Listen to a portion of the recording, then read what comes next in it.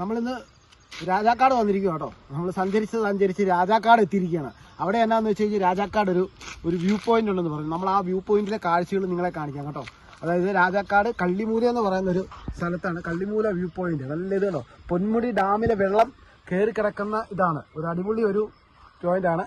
ഒരു 4 മണി സമയങ്ങളിലൊക്കെ വന്നു കഴിഞ്ഞാൽ നിങ്ങൾക്ക് അത്യാവശ്യം കണ്ട് മാറാം. നമുക്ക് മൂന്നാർ പോകുന്ന റൂട്ടിൽ കൂടെ ഒക്കെ തന്നെയാണ് ഇതെല്ലാം വരുന്നത്. നമ്മൾ രാജാക്കാട് വന്നു കഴിഞ്ഞാൽ രാജാക്കാട് വന്നേച്ച് ഈ കള്ളിമൂല വ്യൂ പോയിന്റ് എന്ന് പറഞ്ഞാൽ ആരും പറഞ്ഞു തരും. കാരണം നല്ല അടിപൊളി ഒരു കാഴ്ചയാണ്. കുറച്ച് നേരത്തെ ഒരു ഇതാണ്. നിങ്ങൾ ഒരു സമയമെങ്കിലും വെക്കേഷൻ ടൈമിലോ ഒക്കെ ഫാമിലി ആയിട്ട് ഇതുപോലെ വരിക കേട്ടോ. ഇതുപോലെ സ്ഥലത്ത് വരിക കേട്ടോ. അപ്പോൾ നമ്മൾ പൊന്മുടി ഡാം കാണാൻ വന്നിരിക്കുകയാണ്. അപ്പോൾ അതിൻ്റെ താഴെയായിട്ടൊരു പാലമുണ്ട്. ബ്രിട്ടീഷുകാർ 80കളിൽ പണിതാണ്. അതായത് ആ ഡാം പണിയാൻ വേണ്ടി സാധനങ്ങൾ കൊണ്ടുപോകാൻ വേണ്ടി പാലം പണിത്. ഇത് ആട്ടുപാലമായിരുന്നു. ഇപ്പം അത് ആട്ടുപാലമല്ല, അത് നിർത്തി വെച്ചേക്കുവാണ്. അതിൻ്റെ കാര്യങ്ങൾ എന്താണെന്ന് നമുക്കറിയത്തില്ല. അപ്പം അതിൻ്റെ കുറേ കാഴ്ചകളൊക്കെ നിങ്ങളെ കാണിക്കാം.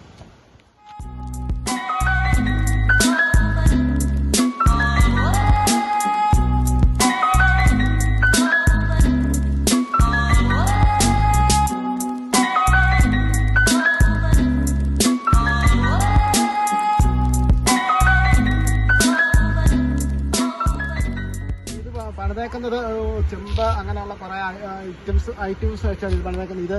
ഇത് ആ അടിയിൽ സപ്പോർട്ട് ചെയ്ത് ഇതുണ്ട്. റോപ്പയിലാണ് ഈ സംഭവം പണിതേക്കുന്നത്. ഇതുണ്ടോ പാലം. ഇതിലേക്കൂടെ പോയി കഴിഞ്ഞാൽ കൊച്ചി, ധനുഷ്കോടിയൊക്കെ പോകാമെന്നാണ് ഇവിടെയുള്ള ആൾക്കാർ പറയുന്നത് കേട്ടോ.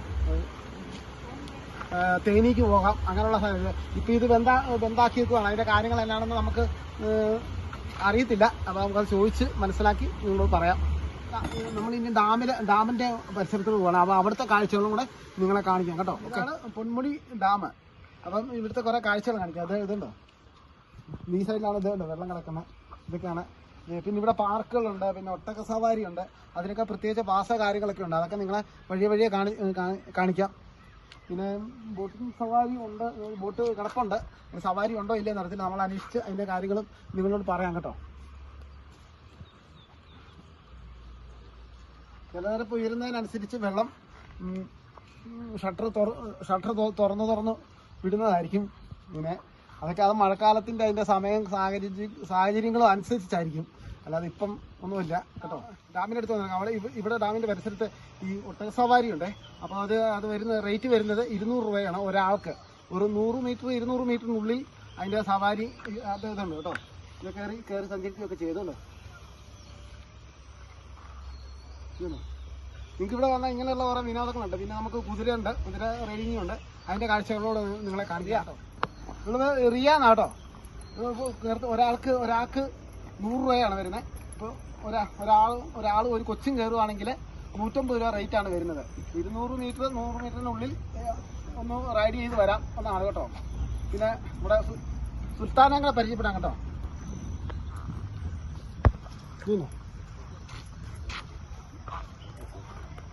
ഇതാണ് സുൽത്താൻ, പൊന്മുടിയുടെ സുൽത്താൻ എന്ന് പറയും കേട്ടോ.